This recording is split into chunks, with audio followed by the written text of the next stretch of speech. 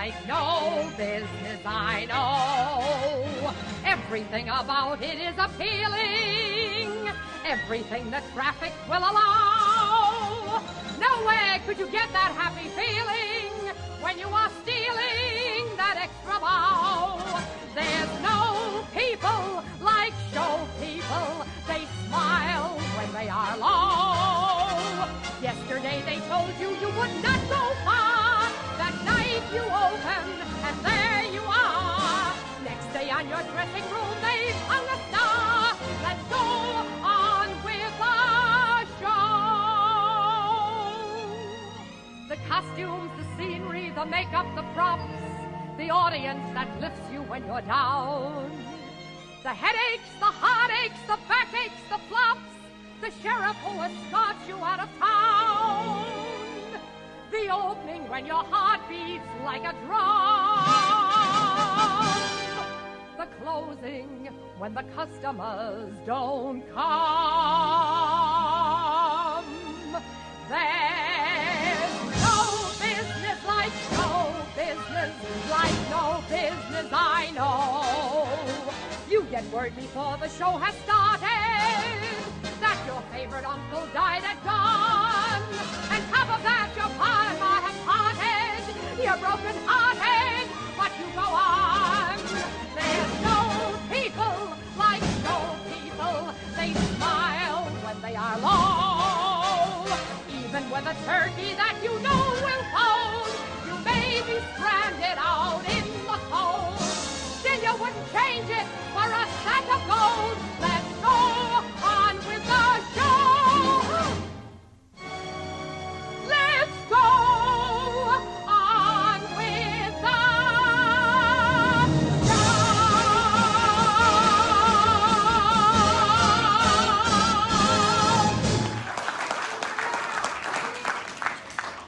Like this, Tom? That's it. Inside joke. Greetings, hello, thank you all for coming. This is fantastic. A little extra reverb I don't need, but anyway. Doesn't matter. Hello. I just want to say thanks so much for doing this. It's funny, we decided to do this a while back because everybody's having a big celebration. College has its 50-year celebration this year, and the site is celebrating its 100th year, so some of you who feel old, you're not that old. And I thought, we haven't really celebrated all the theater that has gone on for so long and been so vibrant in this community. Let's get together and have a cast party. So basically, is there anybody here who I don't know? So you see the method to the madness. I just wanted to party with all my favorite people. I have to do this stuff first. So bear with me on this. We put this together, and I more or less, I think I looked at it once. No, we'll get what we get. So, two things before we really get started. One, acknowledgement and a disclaimer. So the acknowledgement is all that you've seen up here and all that came about before that little montage thing, the stuff, the videos, all the things you've been seeing on Facebook, et cetera, are the work of one incredibly hard-working person. And that is Georgiana Shea. He's sitting down here. She has spent countless hours putting a lot of this stuff together, getting images, talking. She was bothering any of you people for stuff to get to her and so forth. But she's fantastic, and a 1980 graduate of the theater department from South Tahoe. The other general acknowledgement is when we get back up there, and maybe you walk to the Grand Hall and you get back there, the incredible decorations and all the food and everything are predominantly the work of one Ron Bush. You remember Ron, so he's back still. And a 78 graduate of the South Tahoe Theater Department. And also, and with him have been a lot of other people, including my most incredible wife. She's working all day today, helping get everything organized. Great, Chris, Pam, nice to make it. Good to see you. Just, have a seat anywhere.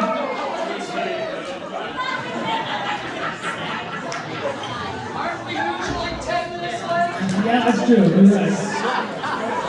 Okay, so, and now a disclaimer. there are hundreds of shows that have happened over the past 50 years, and thousands of people that have worked on and done things. So obviously, in this short little hour, we're trying to do a slideshow. We're not going to catch everything. So if we miss your thing, your favorite show, your person, you, whatever, you know, the entire theater company, just try to bear with us, because we really needed to put together something that we can do fairly quickly. And the goal of this isn't to give you guys like this giant historical perspective so much as just stimulate the memories and the conversation, because the real purpose of this event happens after we're here and you're up there and we're all talking and reminiscing and talking to new people, talking to old people, finding out stuff that happened different ways, looking at, memorabilia and so forth.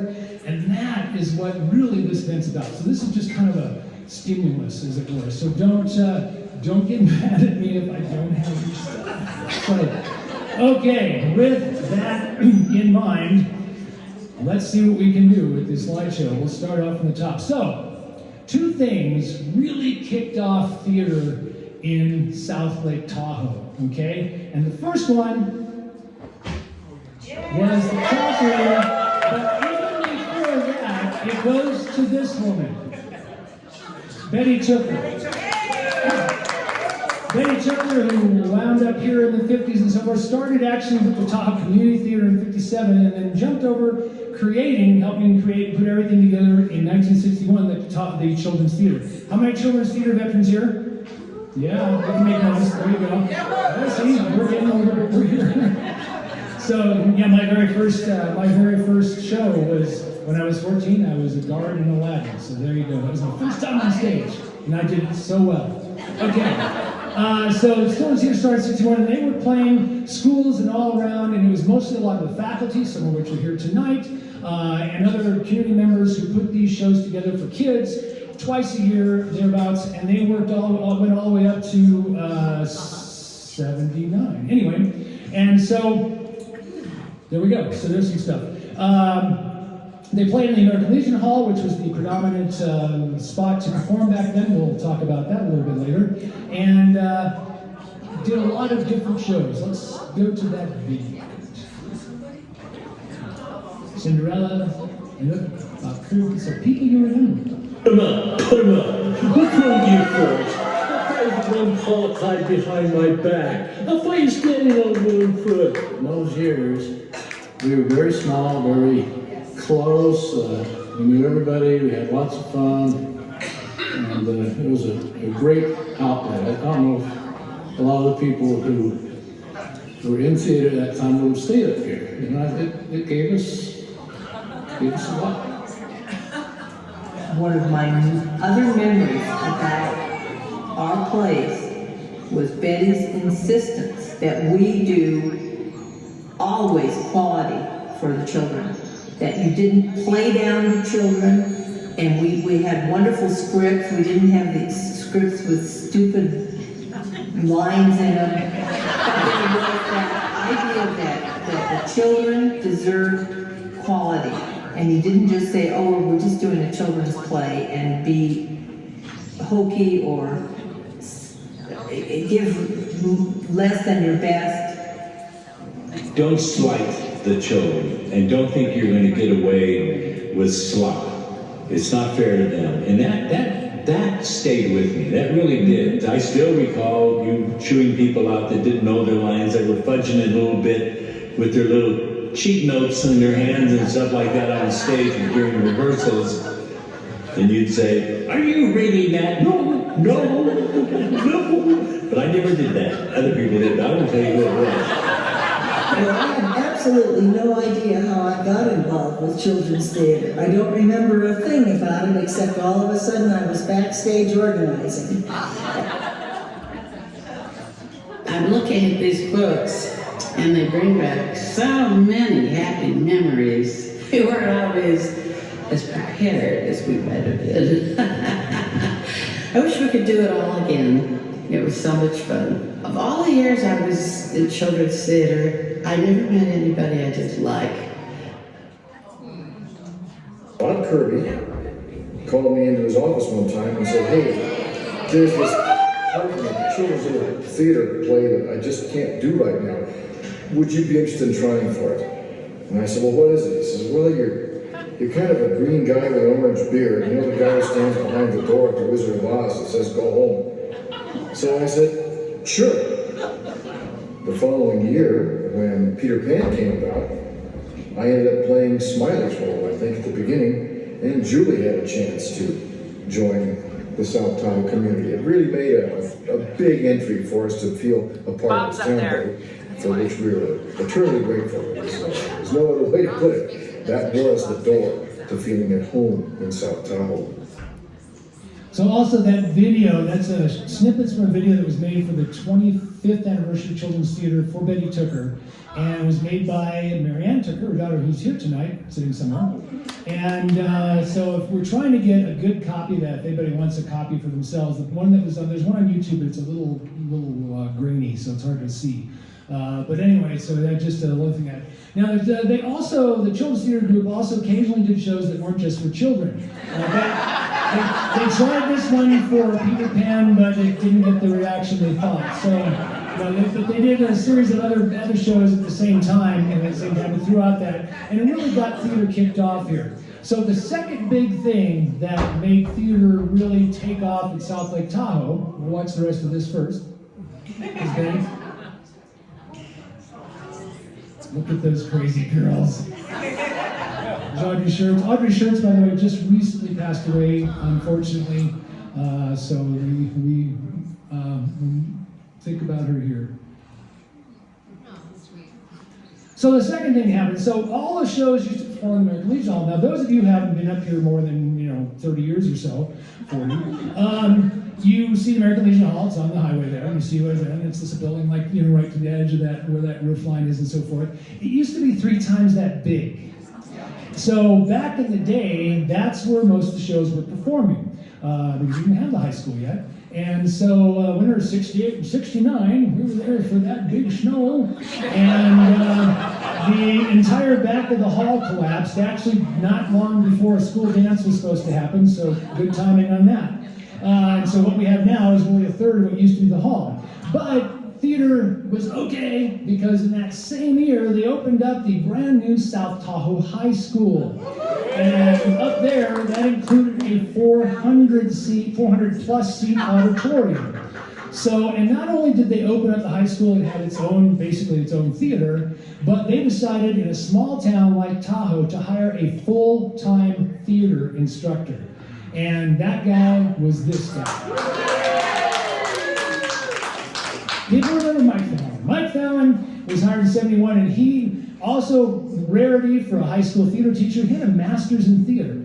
And so he really put together a very solid group of students and shows and built the theater up from scratch pretty much, moving along that way.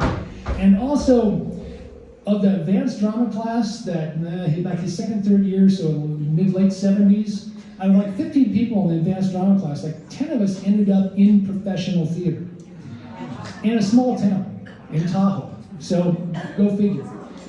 So he did a great job with that and did some wonderful shows. And the theater, of course, was nothing like it is now. It was really bare bones, just a bare stage. Even the curtains, everything was just barely getting better. See that guy who's in the center there? Pay attention to that. That's going to come back. Okay. Yeah. So, unfortunately, also just around Mike passed away just this last March, 2024. I just found that out. So that's sad as well. And he was a great instructor, and many of us, really did well under his tutelage.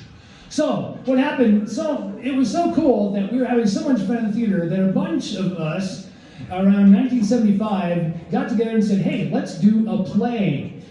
Just us, doing a play. So, we went down to the district office and said, we'd like to use the theater to do a play. And they were like, okay, what days do you want? We're like, these, and you're going to rehearse these. And they're like, okay, see ya. And we're like, that's it? And they're like, yeah, we'll have a custodian open it for you. And so they turned like 40 high school students loose in the theater on their own. That's kind of the way things were back then. So it didn't cost us a dime. It's like, it cost us anything? No, you can use it. So we had our first play here was MASH. The TV show was still fairly new back then. I mean, the play was kind of like the book. And we had 33 people in the cast, 13 people in the crew, and the oldest member of the entire group had just turned 20. And our youngest member was like about 11 or 12. How old was Annie? She was like 8. 8. So there you go. So we just brought everybody in. So, and we did a second season. We did Line of Winter, and we did Arsenal Gold Lace, and I didn't get the thing for Arsenal Gold Lace. But anyway, so 2 summers, and that was again just coming out of Mike Fallon's theater program, and we want to keep doing theater, and stuff moved from there. So we'll get back to the high school later when things change again. So what we got next is the Tahoe Choir and Tahoe Valley Players, were 2 groups that did a lot of performing in the 70s. Tahoe Valley Players, I don't have any stuff from them. They did, I remember they did a bunch of shows. They did, who other than Frank, who else did a Tahoe Valley Players play? Frank, okay. Well, because as you'll get to know, Frank has been performing here actually since the 19th century, I believe. But they did, I remember they did Death of a Salesman, they did Gentlemen Prefer Blondes, they did Your Good Man Charlie Brown, so they did some shows coming in on their own. Then the Tahoe Choir was first put together by this one, Linda Madden, who was a fourth. Linda Madden was a fourth. And she decided, hey, let's do some musicals as part of the Tahoe Choir performances. And she put together, and they did shows quite a bit. I was her tech director a couple of times, I think. And so they did like 110 The Shade, like it's showing there, Kiss Me Kate, Trial by Jury, Most Happy Fella, Mighty Casey, I'm All the Night Visitors, Carnival of the Animals. Unfortunately, if I had more visuals, we could have put some in there, but it was hard to find stuff from that point. Because back then, pictures, you took a picture, and then you made it like a print, and that was it. That was all. You had to hand it around, so nothing digital at that point. Okay, so after the Tahoe Choir, there is this new place being formed called the Lake Tahoe Community College. Now, the cool thing about the college, again, the community had done a survey and said, hey, we'd like to see some art, theater, and music in the new college coming up. And the college board, the new college board, and the president said, okay. So they hired, from the get-go, a full-time theater instructor, full-time music instructor, and full-time art instructor. And the theater instructor for that time was this gentleman. Oh, not this gentleman. Was this guy. This, by the way, just because we had to make note, Motel College. It started in the Motel. That's where it was. How many people had classes in the Motel? Yeah, baby. We remember that. So, and okay, whose car is that right there in the front? Let me know. Steve Adams. That's Steve Adams' car right there. He parked it there every time. That was his parking space. All right. Anyway, so the person that was hired was this gentleman, Jeff Renswell.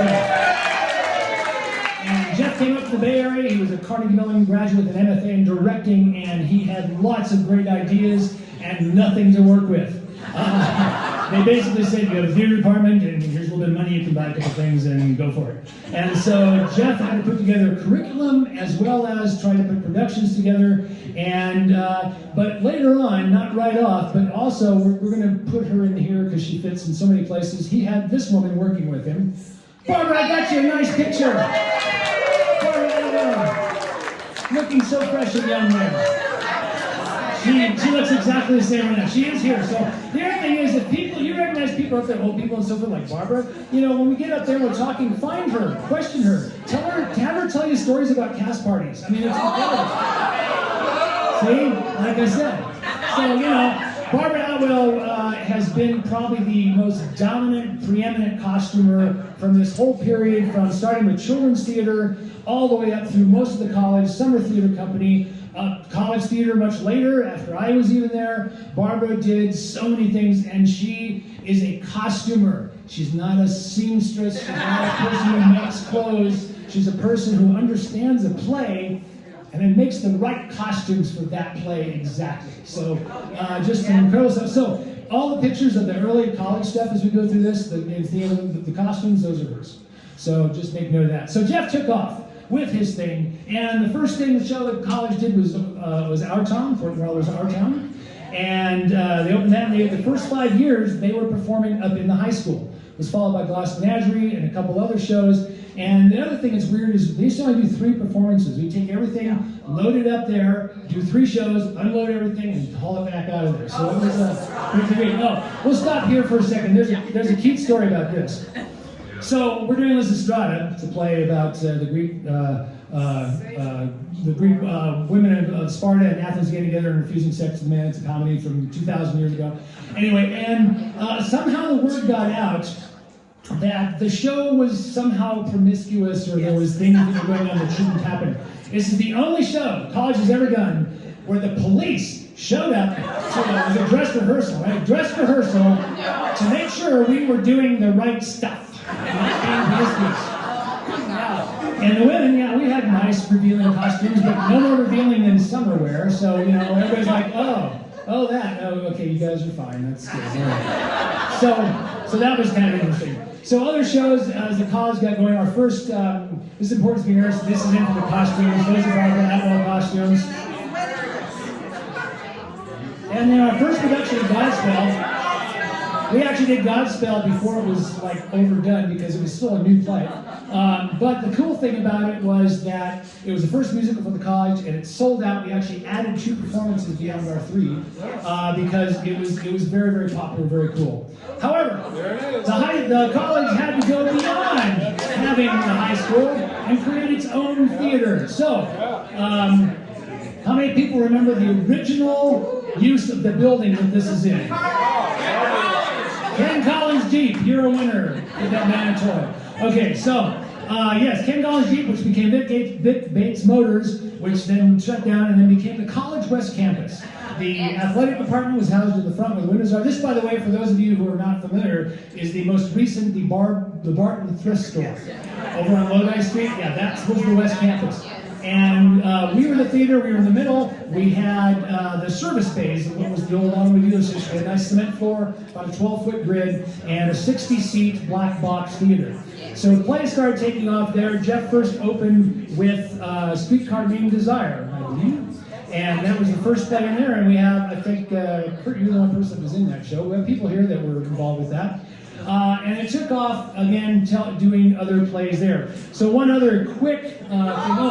We also had, this predates Friends of the Theater. So Green Room Society was the first thing that Jeff did to allow for people to be kind of subscribers, to pay a little extra money that went into an account that the college could use to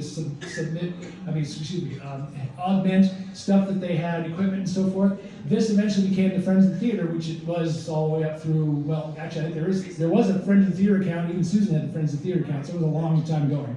So that was the beginning of that. Mousetrap, we need to only pick out because there's a special thing about it. They came to a performance one night and the power was out. But the show must go on. Well, it's Mousetrap in English drawing room. Let's light a whole bunch of candles and stick them all around the stage and the audience. And then we got one little generator and lava light, and they did the show anyway. And as the article says, it was the night that the reviewer came to review it. Yes, that's right. We used to have reviewers that reviewed all the plays up here, our college plays. Even though we had one play, they reviewed. So anyway, we got a good review. Okay, the next thing is that afterwards, the college also did some original productions. Jack Shea, who's John Shea is his name on the thing, wrote a production called The Table. And Bill Frame, who's here, who is on that video and is doing everything, is in the audience. So find him, talk to him, hug him, and tell him. Yes, that was Pam Lander's show. So anyway, and that's Mike Fallon up on the right there. But they did the top. The cool thing about it was that they set it up to enter into the American College Theater Festival, which is a big festival nationwide where you enter plays, actors, different things, and you compete for awards, and you move up to regionals, and then eventually the finalists perform at the Kennedy Center. Well, the couple that was supposed to come and review this play for the festival, it was November. What were the dates on that? November. And they're like, it's gonna snow. We're not gonna drive up there. And I'm like, well, you got it. There's no snow. It's like, no, it's gonna snow. We're not gonna drive up there. And so what had to happen, they had to send them a bad video, because they weren't set to do full videos, down to them to judge, and they're like, well, that looks like a bad video. And that was it. So unfortunately, they didn't get much going with it on that, but the production was great, very successful up here. Mike Fallon and Bill Frame were awesome in it, and it was one of the original things they did. The other thing that came about that time, this gentleman who has done some arts. Peter Darvis, if you don't know, is a very successful and fairly well-known artist. The one thing here I always point out is over at the crossings, you know that sailboat sculpture there? That's his. He did that. So, but he did a lot of other things, but he designed some of the sets. So we actually had some very cool people come into the theater areas here and provide their expertise and create some really fascinating things. And Peter Darvis is one of them. That's the cast party you want to ask Barbara about. Anyway. So the show itself went very, very well. We also had Lynn Schertz, who was a local boy and made good, went down to Berkeley, got a degree, was doing movement theater. He invented his own plays, was doing his own plays down there, and he brought one up here that we did at the theater, and it was called Tricameron, and it was a great success. And it was great to see somebody who, again, graduated from our theater department going down there. Lynn's still doing theater every day in Germany right now with his wife Franziska, and they've been doing shows constantly, mass creative things, and it's really cool. But he came and did a show here also, so the college was part of that. So after Jeff leaves, some things go on, and that's the picture, Brett, on the right. Anyway, so we did some shows there. We did shows up at the high school. This is Midsummer Night Scream. So we were kind of bouncing back and forth. Bigger cast up there, smaller cast at the collegiate theater. Then we were looking for, we need to do something in the summer. Okay, now the Summer Theater Company, which we'll talk about in a minute, had kind of already finished doing full summer productions.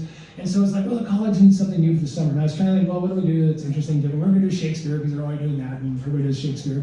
So we decided to go after melodrama vaudeville. You know, family fare, throw popcorn at the villains, that kind of thing. And we created, we got some shows, and we didn't want to do it in a theater, because that's a dumb place to do that. So we got a circus tent, which we did the first year in the parking lot at the West Campus, and then we went out to Camp Rich. And we put our tent up behind the hotel, lugged all of our set, lugged all of our costumes, lugged all of our lighting, lugged all of our audience member seats and chairs, hot dog machine, we all out there, and did shows, and it was great. We sold out, people camping love to come and watch melodrama. So we did that for about 4 or 5 years in the summer, and had a blast. It was great because the melodrama vaudeville, so we had music numbers at the end, so we had Bob, I think he did music direction one or two times, and people choreographing and so forth. Yes, thank you. That's good, yeah. So yeah, if you need a Bob speak, yeah, just tell me. Thank you. Okay, so next up is, that's a couple shots from the thing. South Lake Tahoe Theater Company. So this was really the real push to create a real solid summer theater company. It was a combination of the college working with a bunch of community members. They created a nonprofit. Remember Betty Tooker? Yeah. She's now Betty Graham, and she was on the original board that put this together, and she played Mama Rose in the first production of Gypsy. So that was, she was still here and still very active. So again, she's one of our great people that just transcended all the way through. So they opened with 3 shows. And Get Your Gun, Gypsy James at Sea. How many people work in the Summer Theater Company? Make some noise. Good. All right, there we go. See? So, and it was quite a feat.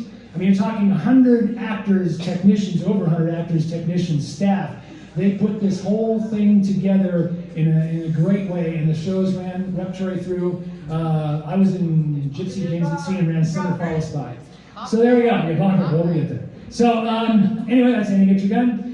So they went on until about 1989, I think was the last full production, and then they were doing the kids shows. They also did children's shows and workshops and this whole thing. And that's Pam Grant Cox, right there.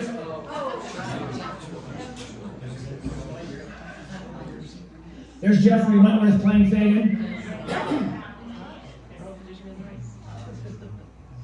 That's Bob Waldo, who is a professor at Sac State. Yeah, that actually wasn't an odd look for him.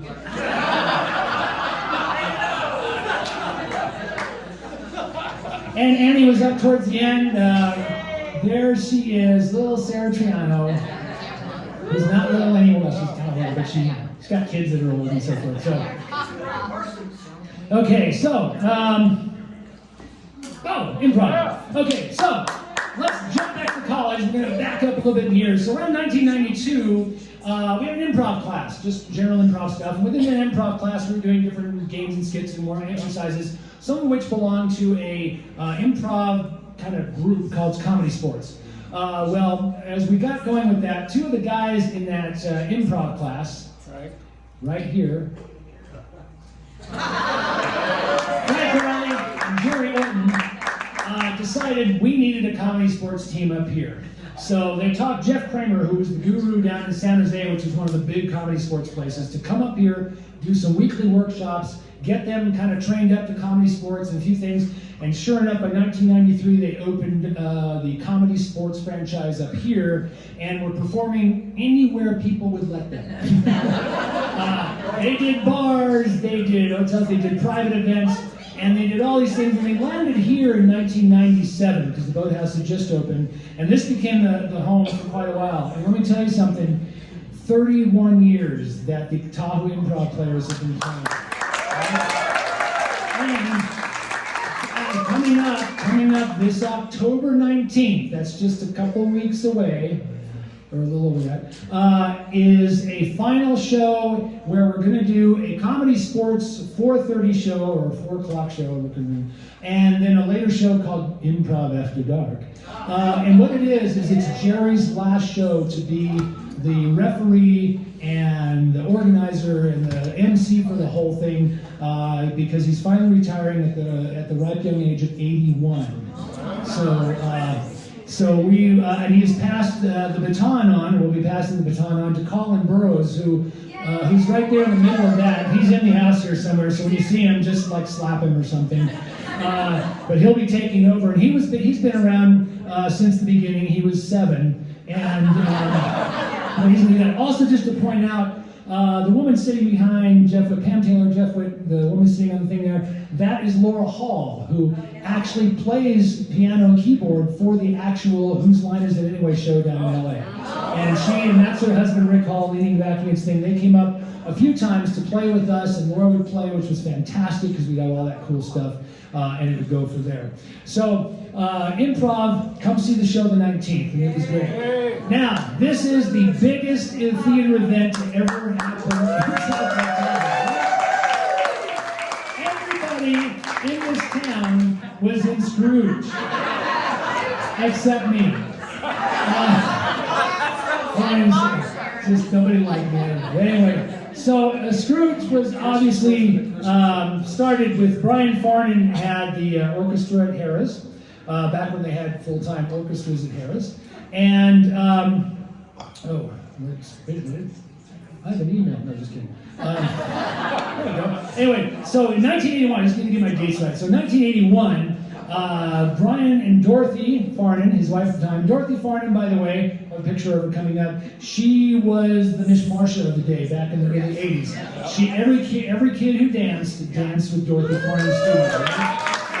She also choreographed most all of the High School Musicals. She choreographed a good portion of the Summer Theater Company shows, so she was very involved with that. But she and Brian got together and decided to do a takeoff on Christmas Carol and wrote a play called Ebenezer Scrooge. Brian did all the music, Dorothy did the lyrics, and they wrote the stuff, and they got everybody involved. Harrah's loved having it. It was a great event. It was an annual event that was expected. It sold out. And everybody was in. How many people were in Scrooge? Yeah? So, yeah. Woo! Okay. And there were people that never ever did theater any other time that were in Scrooge. There were people that were this age that became that age later in Scrooge. It went all the way to 2000, so every year. And so now we need to check in. There's Brian, there's Dorothy. They did such a great job. And Scrooge is not dead. It is still in the embers that can be blown to life. So keep note. Things may happen at some point. But we also need to bring up this guy.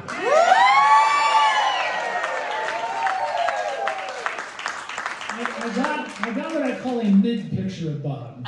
So you saw that first, when I pointed out there, that was the young Bob, kind of looking cool in West Side Story and so forth. And nobody needs to see Bob now, so it's kind of. No, anyway, but Bob is here. So this is a mid Bob. When he was, and the reason it's part of this is that Bob started off, like all of us, in the theater, in Mike Fallon's theater classes. He was in our production of MASH, the summer we did it, and he started moving up and was doing musical, then he was doing music directing, and then he was directing some shows, and really get involved with that whole thing. And then his big thing, I think, coming in was first musically directing Scrooge, and then eventually directing and kind of being that head over the thing. So this was his real big project, and then of course, he was at the high school music department and eventually doing technical theater. So again, Bob is one of our, much like Barbara and Jeff, these people that have just gone through all this stuff and contributed so much, and people still want to work with him. So, there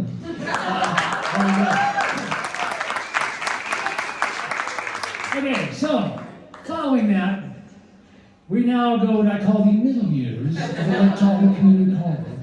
So again, we finally decided that we need to get out of the collegiate theater, and the college found money from the state and other things to build a fine arts building, which is going to include a theater, which eventually became the Duke Theater, named for James Duke, the first president of the college. And that's what it looks like when you're on drugs. So anyway, so we created our 200-seat giant black box with, at the time, current technologies. And that was the first part. Let's get things rolling from there. So the next thing we did over the next course of the next couple of years was we got a good staff and a good team to work shows there. And that was it.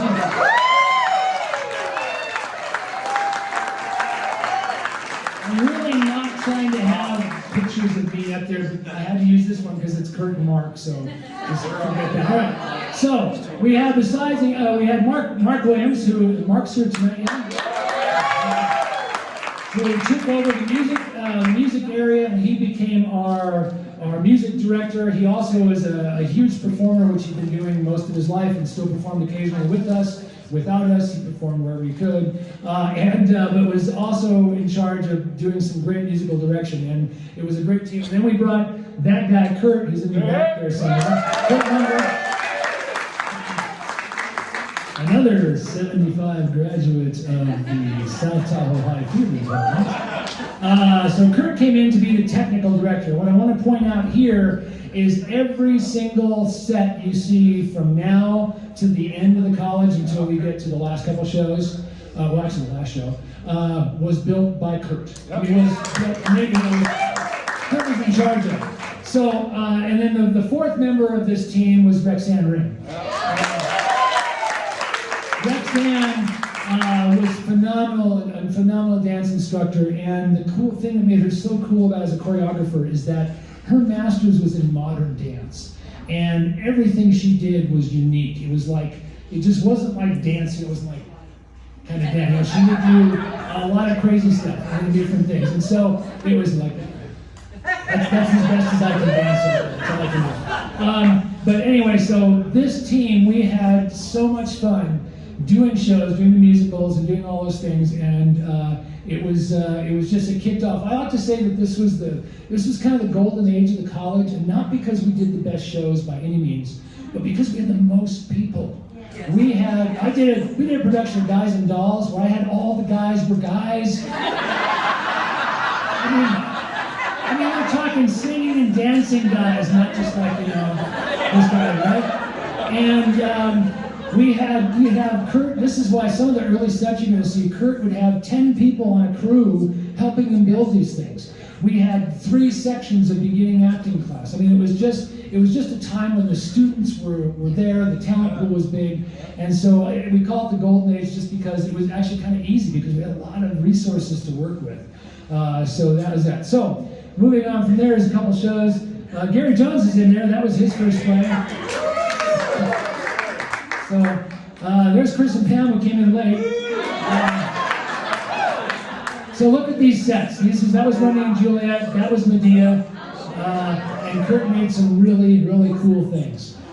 We did a production of Jesus Christ Superstar in 1998. And it went very well. It was the first show we actually sold out the entire week, the entire production itself before it opened. It was a time when Jesus Christ Superstar hadn't really been done much, and so it was a rebirth. It was like, oh, let's go see that. And it went really, really well, and we were very happy. But at the end, we liked our concept so much that one of the performers was like, well, I'm going to see if I can get a conceptual copyright for that so we can do this show somewhere else. And they sent back a letter saying, well, no, if you want to do an original show, then just write it yourself. And so Mark and I looked at each other and went, Okay. oh, yeah, let's try that. So we wanted to write a rock opera, and that didn't happen. So mostly because I just couldn't seem to put it into a rock opera form or whatever. So we ended up creating a show called Beauty, which is based on the Sleeping Beauty myth, although a modern interpretation. It dealt with AIDS and different things, because AIDS was big at that time. I need to point out this set. See that set? Every single platform on that set is not touching the floor. It's suspended. That entire except for the stairs that are on the ground there, none of those platforms touch the ground. They're all suspended from the grid. So there's like 600 miles of pipe in that set. I wish we had this. One thing I forgot to mention, that the reason I wish we had more pictures here. The college, has Pat Leonard Hefner, who's in the audience. All these pictures you see from the college are hers, basically. She was the photographer. And she's a photographer. Basically, any picture you see of anything around the college is hers.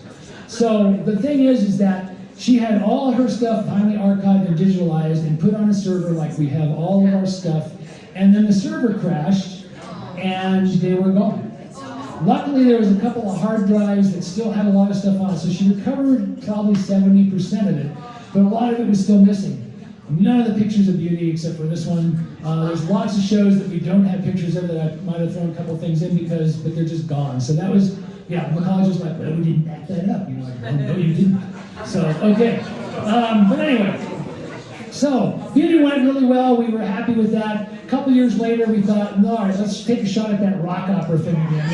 So this time we went back to Lysistrata because we wanted to be promiscuous. Anyway, this time we did create a rock opera called Lysistrata's War, which I was much happier with because I was able to write it and lyrics. I could do it all lyrics. And Mark was happier with because he got a lot more thematic with the music and was able to tie things together better. And it was good enough that after we did it, we tweaked it a little bit afterwards, and then we took a production to Edinburgh to the film. So we hauled 26 actors and technicians to Edinburgh, many of which were between 18 and 20. And in Britain and on Virgin Airlines, the drinking age is 18. So actually on the flight over, by the time we got to London, half the cast had already been drunk, slept, had a hangover, and were just trying to get going again. But it was a great time. We had a really good time. We got some nice reviews from the Scottish papers, so we were very happy with that. Okay, so moving on. Let's go with it. Yes, two other things that were kind of part of the college, but not directly program related.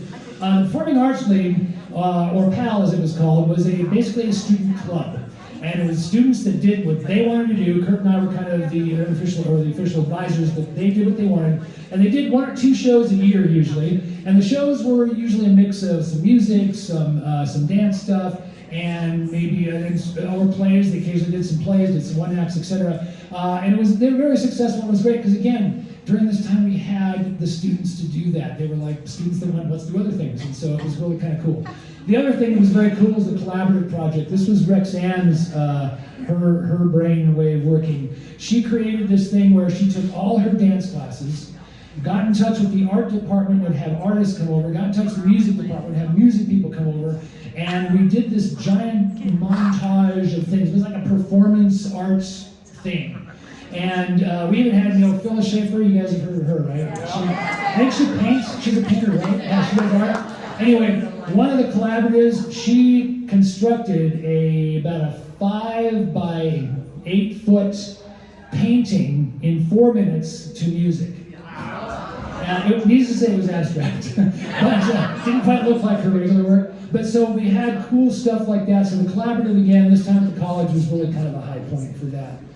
Okay, so where are we going now? Oh, one person I have to mention. So this is Wendy Reed, at that time Wendy Cooper, Reed.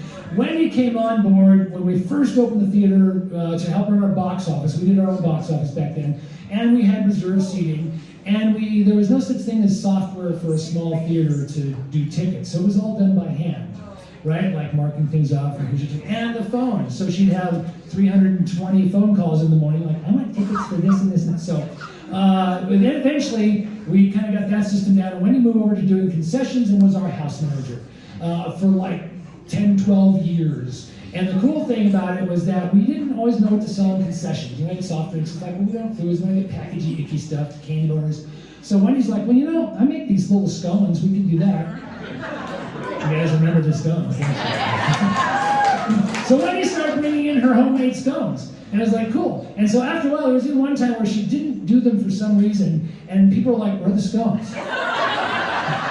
I'm not going to see the second half of the show until I get a scone. So she worked so hard and put so much into the theater, and so I wanted to give her a little shout out. The other thing we need to shout out, the people that we don't have pictures of, except this one. Oh my God, it's Rachel. Anyway, see, people, their hearts are going. So the thing we didn't have a chance to really put in, because you just don't get pictures of them, are all the crew that worked all the shows. So our lighting designers, our sound designers, our lighting people, our sound people, our stage people, our stage managers, our assistant directors. I had some fantastic assistant directors all the way through those years, all the way back to the collegiate theater. I had people that just put in every ounce of everything they have. And I grabbed this picture because this group of women was one of the best groups of technicians I ever had. Not to say we didn't have some other great technicians made, but it was that, I just happen to have a picture here, but they were incredible. They were competent, smart, creative, and they'd just like, do that, and knock it in, and it was done. So that was almost Ron Bush level. But, oh, good. Yeah, well, you got a whole deal later, lady. Wait till the end of it. You're going to regret that.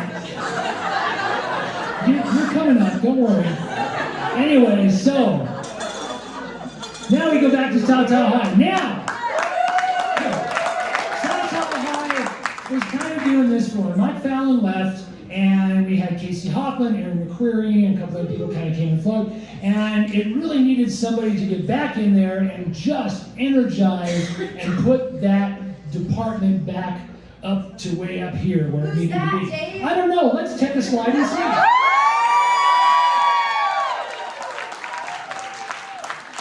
Yes. It's your Aunt Elizabeth Liz Anyway, so for those of you who don't know her or know her past, professionally trained performer, doing lots of that, made it way up to Tahoe. Was actually doing a lot of performing up here in the Carson Valley. She was one of the mainstays for a lot of Stephanie's early shows down at Carson, and wanted to get involved in teaching, get involved in working with the kids. And sure enough, they hired her, and the whole thing took off to become yet another dynasty at the high school.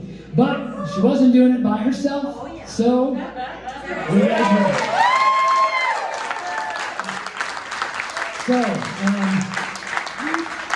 So Drake by trade was a contractor, and so his first couple of sets, it was amazing because we were the only high school, probably in the state, that had great-looking sets done to code. Because Drake did not start as a set designer, but the cool thing about it was every time he did another set, he would learn a thing or do a stuff, and he was learning more about it. So a few years in, he was designing and building sets that were equivalent to any professional set designer. Oh, yeah. So, the third member of that group then was, of course, Marcia Soroka. Marcia Soroka, of course, being the Miss Marcia, and again, having so much to give the community with dancers, dancing everywhere, and choreographing most all the high school shows, working closely with Niv and everybody else, and happening. And again, just to make note again, so sadly we lost both of them way too early. So Drake in 2018 and Marcia in 2022, and just beyond the immeasurable loss to friends and family, we lost so much talent for everything. Okay, what are we doing now? Oh. Okay, so the theater changed slightly. Bob Grant's part of that team too. What's that? Bob Grant is part of that I talked about Bob. I talked about Bob being on the show. All right, Bob got his own thing. See, I knew somebody would be upset because I didn't do it the way they wanted it done. So, Bob Grant, Bob Grant, Bob Grant. Actually, Bob directed half the shows. Ned was just there watching. No,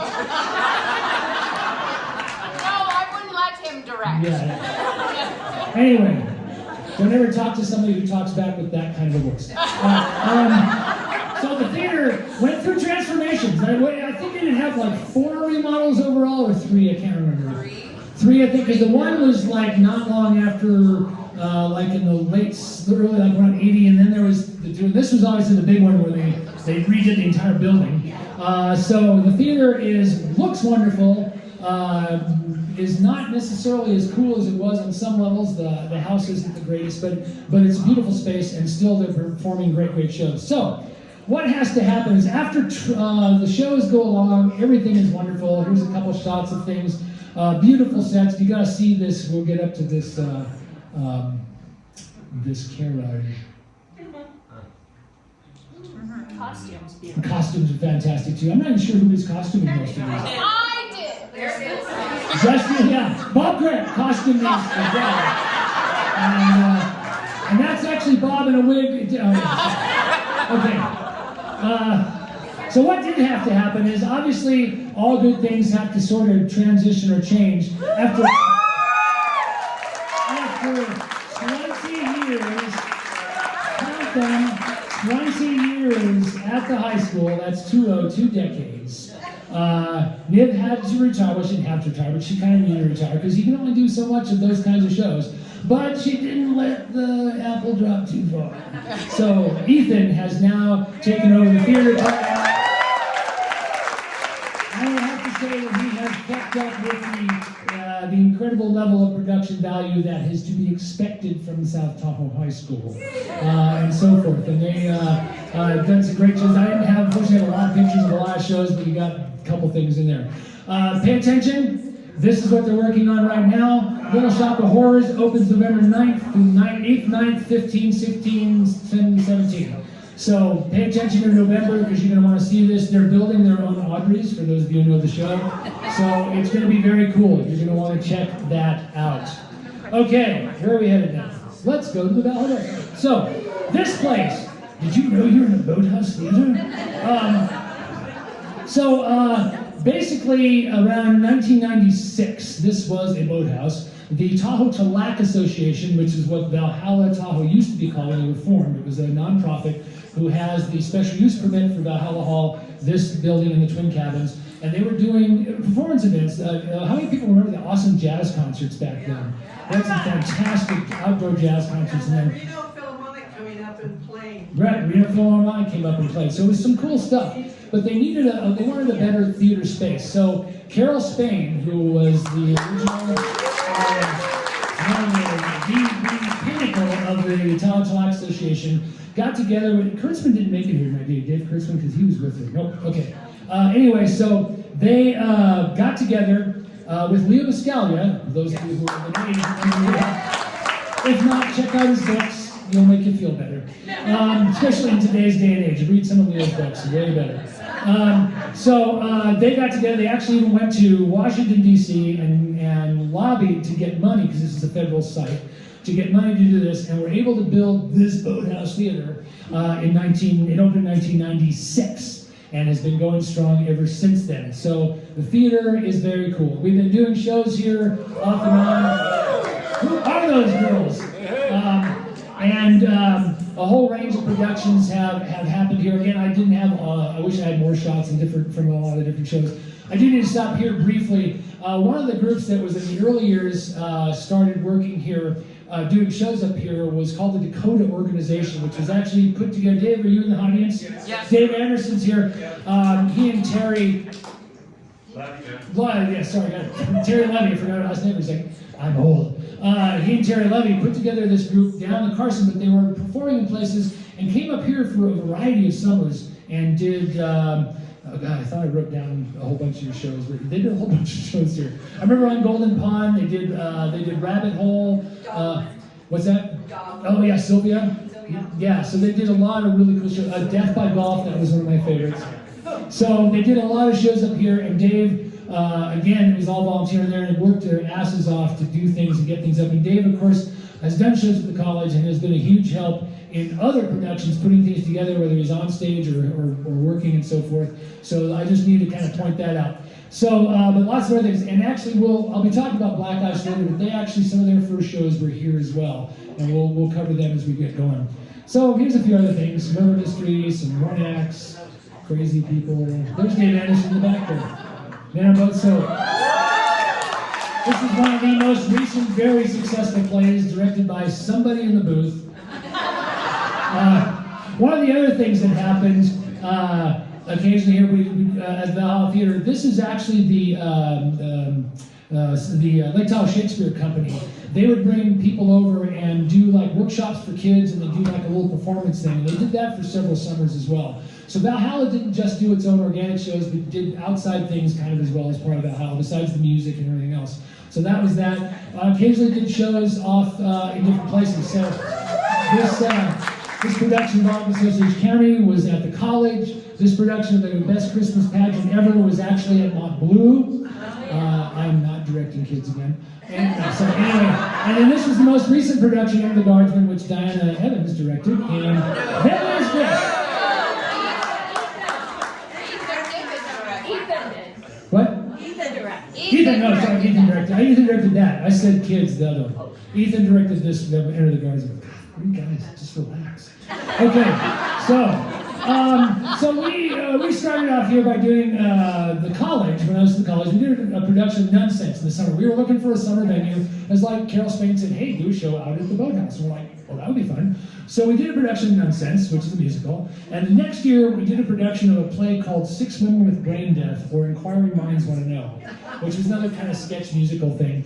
And at the end of that, we were kind of like, God, these shows are not really that well written. You know, they're kind of cheesy, but people love them. And we could write something this cheesy. And so we sat down. It took us 2 years to write Beauty. It took us about 2 years to do Lisa Straw's War. It took us 3 months to put Guilty Pleasures together, which is a show about living and being in Tahoe. And every year we did it, we would upgrade it and hopefully upgrade it, but we would change numbers. It's kind of like our Beach Blanket Babylon for Tahoe, and add new things about Tahoe stuff and so forth. And so eventually, the last production we did was in 2012. I think we did about 9 of them. And what happens when you have, again, the usual thing was, it was the most successful show we did. It's like we spent all that time on those other 2 shows. We could have just written this and people would like it anyway. So cheese sells, as they say. And so what do you do when you have a really successful show that's kind of fun like that? You do a Christmas show. So a couple years ago, pre-COVID, I started writing some stuff, and Mark's like, all right, fine. And so he started writing some music, and we ended up creating Guilty Christmas. So same characters, a lot of the same actors. The same actors transition through. What's that? I said, great look, Kurt. Yeah. That's not Kurt, that's Dick Wacker. You know that, right? Kurt doesn't look anything like that. He's much grumpier. So, anyway, so we opened the show, we did 1 performance, and then a big storm came. It was in December, and the Grand Hall was closed because the water pipes burst and the heat was off, and that was it. So, right, let's go out to the golf course and we'll do a show. We'll do it out the golf course. We got 1 performance in, and a cast member came down with COVID, and so that was over. So the next year, we actually got all 5 shows in. Yay! Missed a year, and then this year we're back. So this is an updated one. So there's a few new things. What's funny is that's the last cast photo from the first one. We got the same cast. Guilty Pleasures cast, make some noise. There we go. They're in the house. Okay, so this is coming up, by the way, just a second. Guilty Pleasures is coming up. Guilty Christmas is coming up November 13, 14, 15, 16, and 17. It ties in with the holiday fair in the Grand Hall. We'll be performing in here. So mark it on your calendars. You can get tickets right now, valhallatahoe.com, and do that. So now let's go to the next thing. Okay, so a couple other things that went about that are on the periphery, but still part of this. This is I start this as being part of Valhalla because we were doing some kind of murder mysteries and radio plays that were mostly written by Mr. Frank Riley, who's and Frank put these together, and we did them like with the Gatsby, so it was all like old school 20s radio-y things. And we ended up, then we did some elsewhere, other places, so they kind of went, but they were originally kind of part of this whole Valhalla or the Gatsby Festival and that sort of thing. The other thing that comes up is Dick Van Buskirk, who was an actor up here, and unfortunately couldn't make it tonight. It's too bad because we love to see him. But he, besides doing a lot of shows with the college and with the summer with all the different theater groups, and he's been doing shows down the valley now, he put together these murder mystery performances, basically, and on the cruise ship. They did a Tahoe Seasons where they would do this whole thing, and then the cast would have to guess what's going on and that type of thing. And back in the day when they were doing more murder mysteries, so this was another kind of performance that was very consistent. That's Dick in the captain's hat. I don't know who he's talking to in that bottom right, but she doesn't look very happy. Anyway, so I still have a microphone. I don't you just need laughed. one. Yeah, I know. But you were laughing for everyone. I'm giving you the opening for I was pregnant with Ethan. Well, whose fault was that? Not mine. Anyway. He thinks she doesn't need a microphone. Never talk to an audience of theater people. All right, so that was that. The other thing we want to connect into a little bit here was Wordwave. So Wordwave originally was a festival that had a lot of literary things. There was poets and writing and fiction, different things. And one of the things that was part of it was a one-act competition where the winner of the one act would get a stage reading, and we'd invite them and that sort of thing. And the next year, that was the only thing that kind of survived it.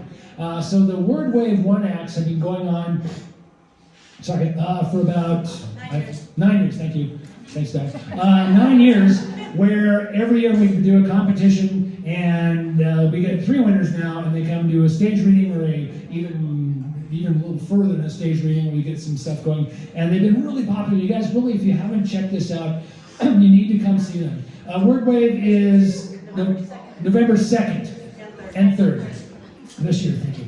November 2nd and 3rd, and we've got some great places you want to see them. So Wordwave has the responsibility of these two. And you might think they're in the play, but they're just kind of sitting there. Anyway, so Ginger Nicolay Davis and Diane Evans have basically headed up Wordwave since the beginning. As you can see, they've been in them. You directed at least one, right? You directed them.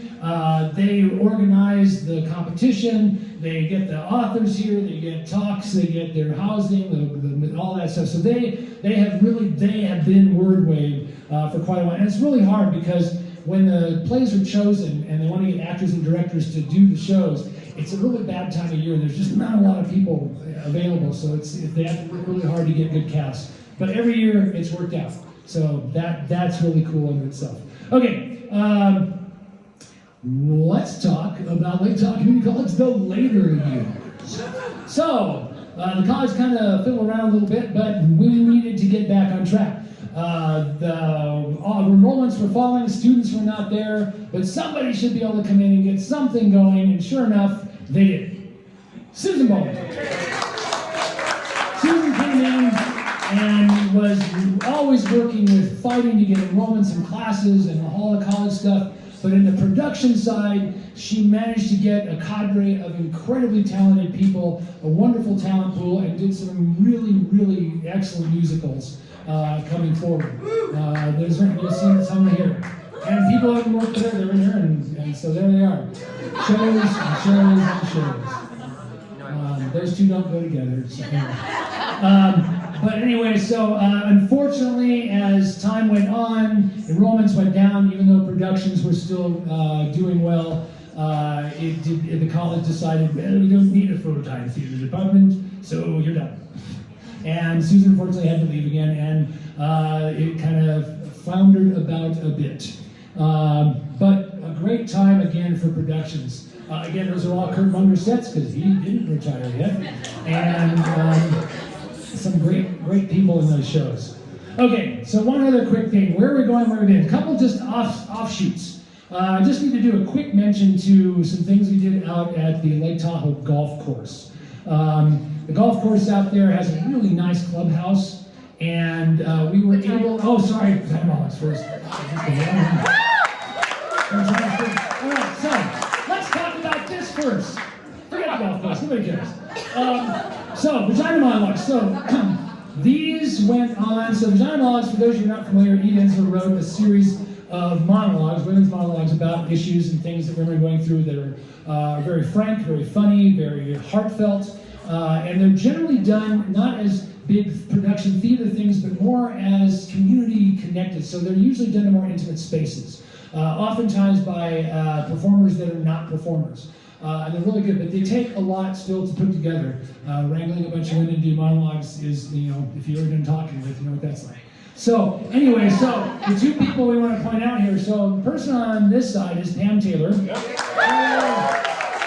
She and Chris, if you'll remember, they came in late. So, Pam started off and was directing the first few years and got everything rolling, got things moving. And then it fell to this person. Nick Peart, who, let's start at the beginning. She shows up. She's a dancer. She dances in shows. She's good. She's really good. And she's so good that now she's going to do some choreography. So she starts choreographing shows. And she's good. She's good at that too. But then she's going to organize and do things. And eventually, she directs. She's going to direct. She's going to be on stage and maybe talk. I got her to sing once. Wasn't easy. And moving from that first show, she was directing. And then eventually, she actually went through the technical theater program and became a hotshot technician. So she did it all. Then along the way, somewhere she picked up a business degree and decided to become the director of Valhalla.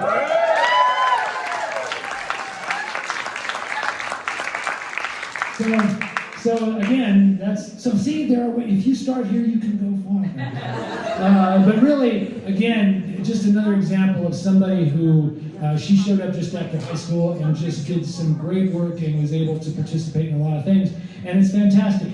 And these are some of the shows that they did, and those posters are generally her too.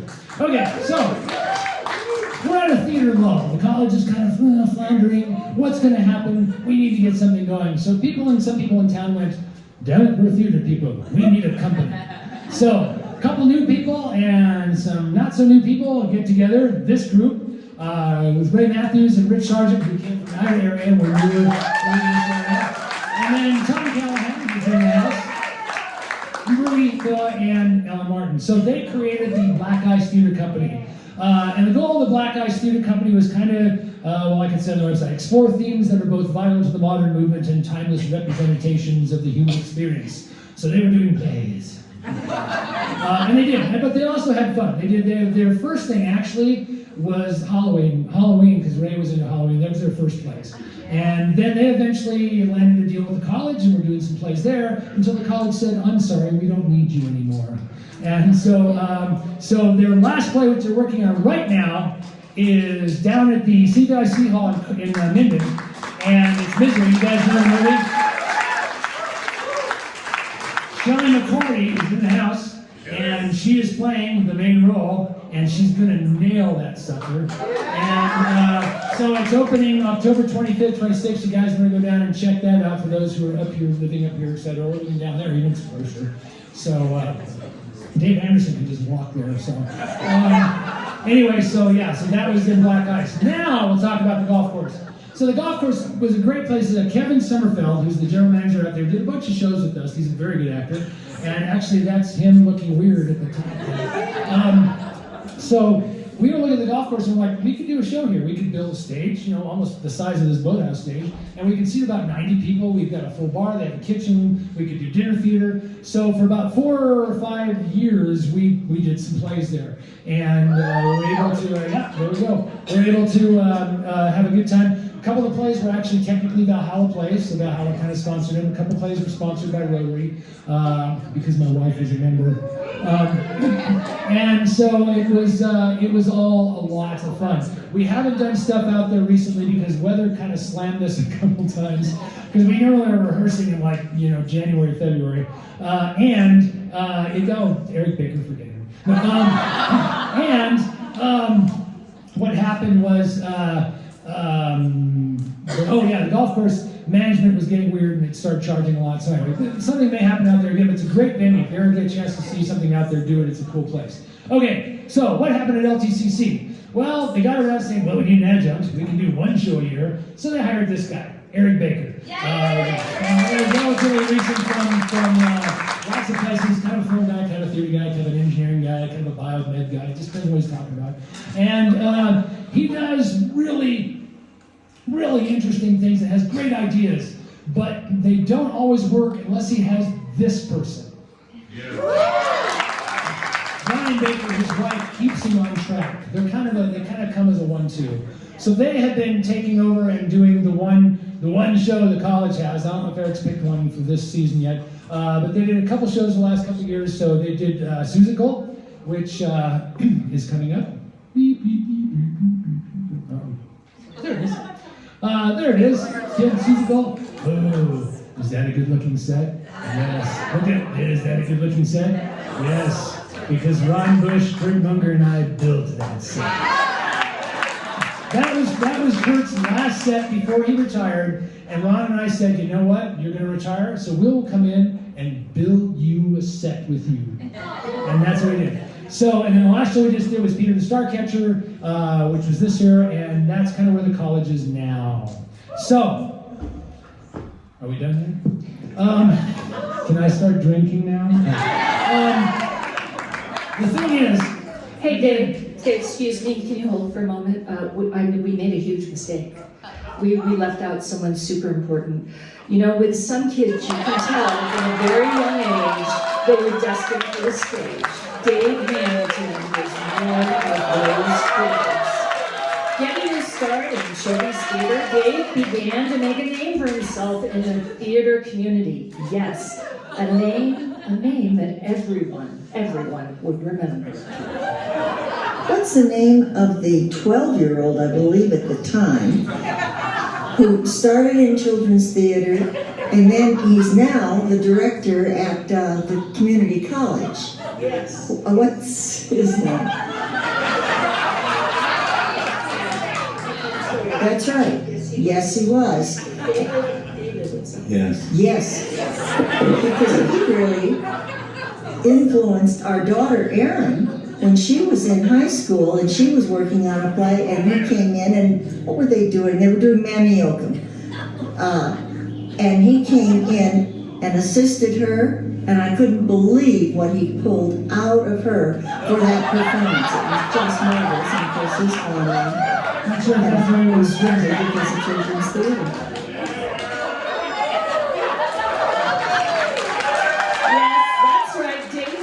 High school years immersed in theater and creating opportunities to act as he continued to hone his acting skills. So I think many of you here know that and remember that Godfather Part 2 was shot right here. And if you look I want you all to look very, very closely here. There's someone extremely famous in this picture. And I'm not talking about Al Pacino. Oh, no. That's right, Dave Hamilton. Yes, Dave made the big time, and it kind of explains this look years later.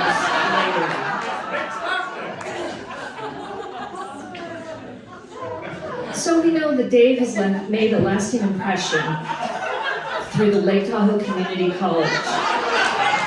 He not only produced so many outstanding shows, he created a sense of belonging and purpose in the theater department and the arts community. That's amazing. There were careers built. on that Dave influence. Hamilton, have you thought about Dave Hamilton? May have been, I don't know. Was he about my age? Yeah, Yes. yeah. Well, he's at the head of the drama department at college. See, that's just it. And Kurt's working with it. Master of Fine Arts. He's the head. He's the drama department chair. You know, Orson Welles once said, "My kind of director is an actor-director who writes." Orson would have liked Dave, I think, who is not only a talented director, but a skilled actor, and who has an incredible range. I want you to watch how Dave can emotionally move an audience with just one word.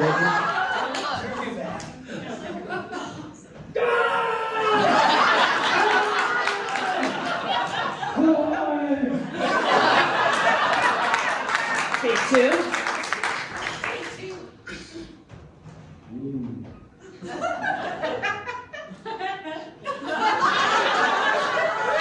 Now, people, that is range and talent. The Boathouse Theater has evolved into an important performing arts venue here in our community, and Dave has been there every step of the way, not only directing, acting, and producing, but helping to upgrade the lighting system, and always willing to help fellow directors with sets, lighting, advice, even though we don't ask for it. And the list goes on and on and on. Speaking of lists, what you are seeing right now, flying by you, well, this is the culmination of nearly 50 years of dedication and passion. You are looking at all of the shows that Dave has performed in, directed, or produced. The vast majority of these shows were done right here in South Lake Tahoe. And I don't know about you, but I'm just tired looking at all these. So Dave's upcoming show, Guilty Christmas, which he shamelessly plugged earlier in this production, is a very, very actually special one. This production will be Dave's 100th, that's right, 100th show.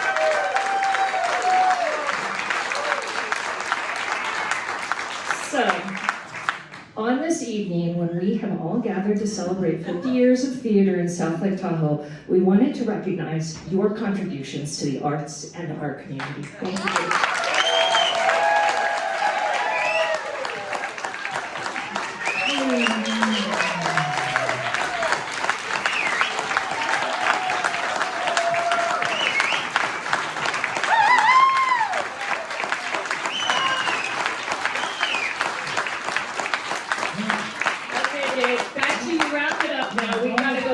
All I can say is, Georgie is one sneaky bitch. No idea that was happening. But just to kind of tag off before we head out, again, you know, we've all done, a bunch of us have done a lot. And we tried to make sure that everybody, we saw everybody there. It's what we do, it's who we are, you know, and it's our collectiveness that keeps things going here. And when we're back up there, you're talking to people, doing stuff, especially people that are new and they're, you know, here and so forth. Ideas happen, things move forward. The next thing is just waiting. The college is in limbo right now, but it's just waiting.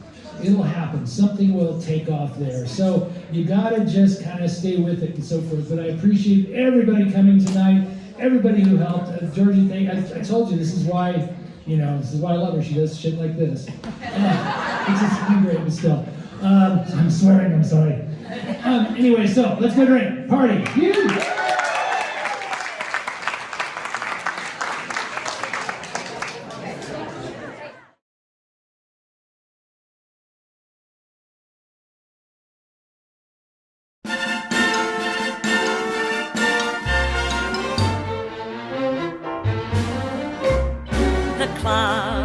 With his pants falling down, or the dance that's a dream of romance, or the scene where the villain is mean, that's entertainment. The lights on the lady in tights, or the bride with the guy on the side, or the ball where she gives him her all, that's entertainment. The plot can be hot, simply teeming with sex, a gay divorcee who is after her ex. It can be Oedipus Rex, where a chap kills his father and causes a lot of bother. The clerk who is thrown out of work by the boss, who is thrown for a loss by the skirt, who is doing him dirt. The world is the stage is a world of entertainment.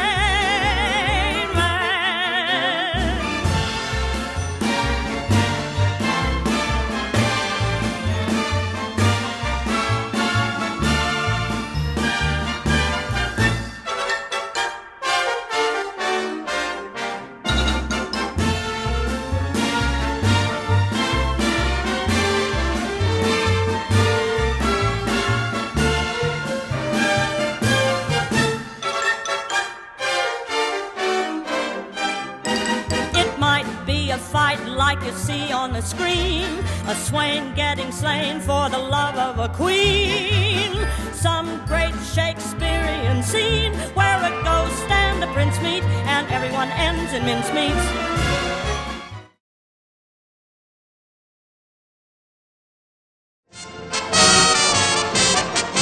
Another opening, another show in Philly, Boston, or Baltimore. A chance for stage folks to say hello. Another opening of another show. Another job that you hope at last will make your future forget your past. Another pain where the ulcers go. Another opening of another show. 4 weeks you rehearse and rehearse. 3 weeks and it couldn't be worse. 1 week, will it ever be right? Then out of the hat is that big first night. The overture is about to start. You cross your fingers and hold your heart. It's curtain time and away we go. Another opening of another show. Another opening, another show. In Philly, Boston, or Baltimore. A chance for stage folks to say hello. Another opening of another show. Another job that you hope at last will make your future forget your past. Another pain where the ulcers grow. Another opening of another show. 4 weeks you rehearse and rehearse. 3 weeks and it couldn't be worse. 1 week, will it ever be right? Then out of the hat is that big first night. The overture is about to start. You cross your fingers and hold your heart. It's curtain time and away we go. Another opening of another opening of another show. Look, I've spent a lot of time working on this. Look, I no one's believe going to in buy it. No one. Well, how can Nobody in Middle America, anyway, that's for sure. He's right. Well, why? Sweetheart, it's just not commercial. What is commercial? It's anyway? not what's selling nowadays. I mean, personally, I love it, but... nice, girl. Nobody's into this kind of material. You have to pay a price, girl. This album needs a hit single we can push. They like to give advice, girl. The whole idea is too risky. Don't think about it twice, The audience girl. won't understand this kind of thing. It's time to get to work. I disagree. Why don't you wait till you hear it? This is like your old stuff. Art isn't easy, We got to appeal to the kids. even when you're hot. Why would you want to make an album like this anyway? Advancing art is easy. I think we ought to talk seriously about Financing it is not. this. Why take chances? A vision's just a vision if it's only in your head. Nobody respects your artistic integrity more than I do. If no one gets to hear it, it's as good as dead. You have to think about your career. It has to come to life. Bit by bit, putting it together. Piece by piece, only way to make a work of art. Every moment makes a contribution. Every little detail plays a part. Having just the vision's no solution. Everything depends on execution. Putting it together, that's what counts. Ounce by ounce, putting it together. Small amounts, adding up to make a work of art. First of all, you need a good foundation. Otherwise, it's risky from the start. Takes a little cocktail conversation, but without the proper preparation, having just the vision's no solution. Everything depends on execution. The art of making art is putting it together, bit by bit. We really need all these musicians. Link by link, making the connections, yes we do. Drink by drink, taking every comment as it comes. Learning how to play the politician like you play piano, bass and drums. Otherwise you'll find your composition isn't gonna get much exhibition. Art isn't easy, every minor detail your Why don't we talk about vision. this over dinner, darling? What's a little cocktail conversation if it gets the funds for your foundation? Every time I start to feel defensive, I remember vinyl is expensive. Would you agree to do an interview? Maybe one of them. Building up the image, shot by shot, keeping at a distance doesn't pay. Still, if you remember your objective, not give all your privacy away. A little bit of hype can be effective, as long as you can keep it in perspective. Even when you get some recognition, everything you do, you still audition. Art isn't easy overnight. You're a trend, you're the right combination. Then the trend's at an end, you'll suddenly last year's sensation. All they ever want is repetition. All they really like is what they know. Gotta keep a link with your tradition. Gotta learn to trust your intuition while you reestablish your position, so that you can be on exhibit, so that your work can be on exhibition. Be new, girl. They tell you till they're blue, girl. You're new or else you're through, girl. And even if it's true, girl, you do what you can do. Bit by bit, putting it together.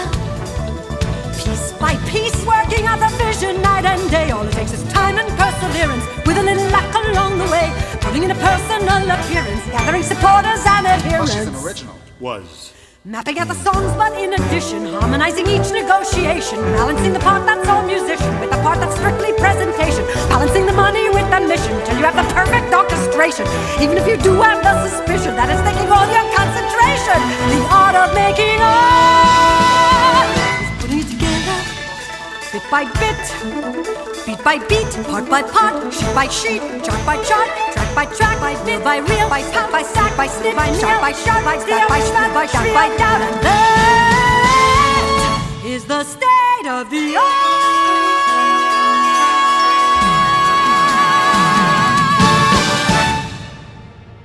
I had a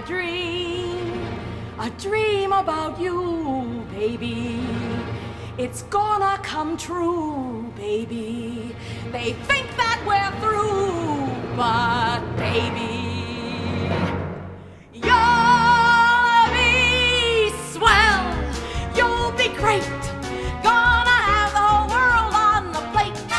Starting here, starting now, honey, everything's coming up roses.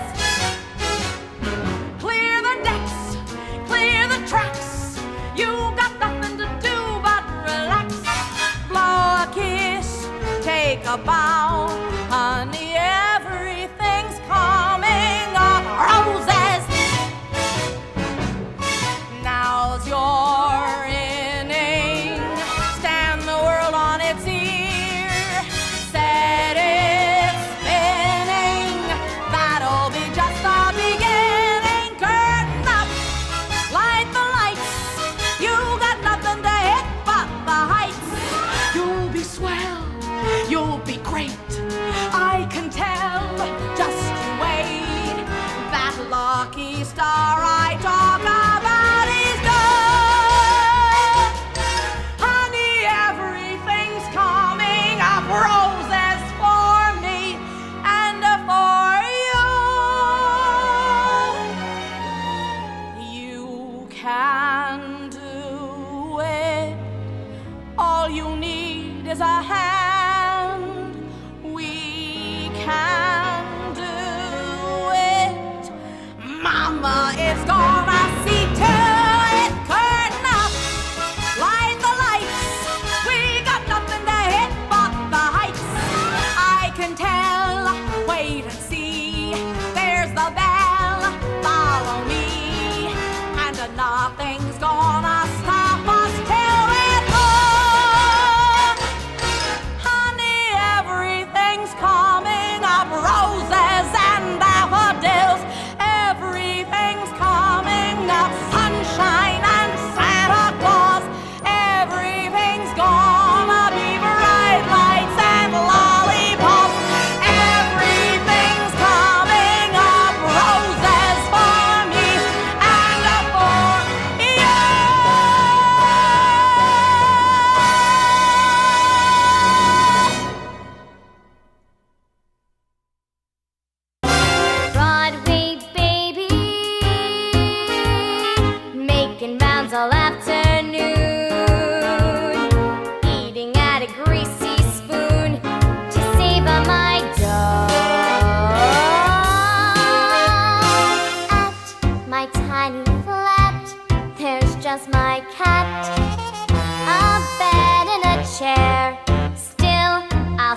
you tell, I'm on a bill all over Times Square.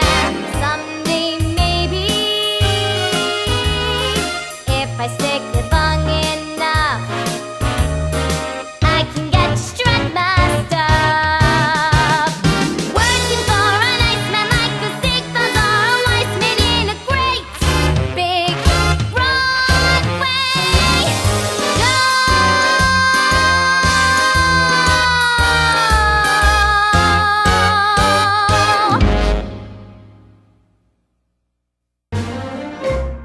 The clown with his pants falling down, or the dance that's a dream of romance, or the scene where the villain is mean, that's entertainment. The lights on the lady in tights, or the bride with the guy on the side, or the ball where she gives him her all, that's entertainment. The plot can be hot, simply teeming with sex, a gay divorcee who is after her ex.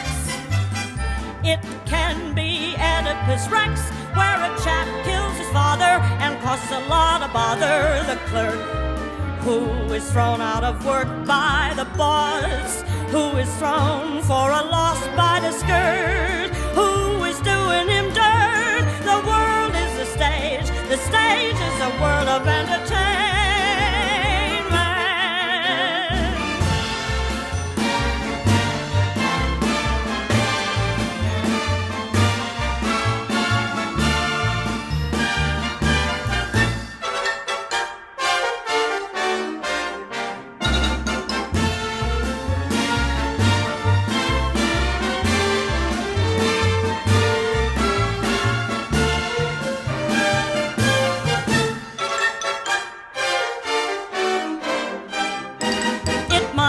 A fight like you see on the screen, a swain getting slain for the love of a queen, some great Shakespearean scene where a ghost and a prince meet and everyone ends in mincemeats.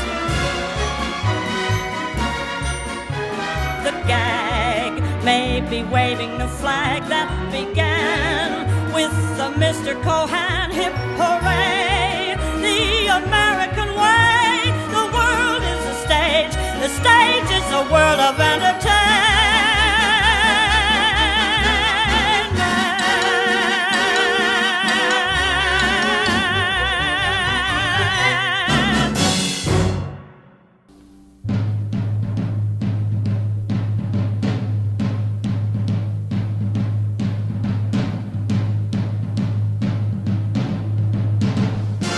Let me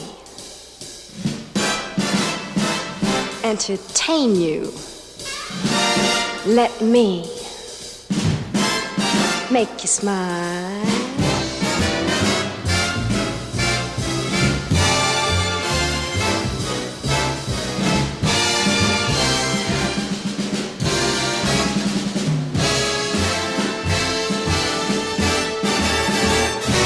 Let me